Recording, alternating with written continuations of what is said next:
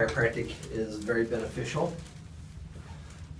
If you don't believe in chiropractic and you have a closed mind of what it is, it's always worth just to open it up and try some conservative care if you're tired of being in pain. I'm going to adjust our mid back here. Take a deep breath. Going all the way out. Good. One more time. All the way up. There we go.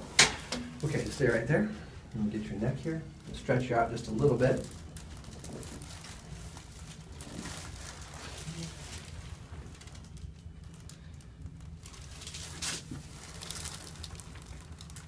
Pop it already.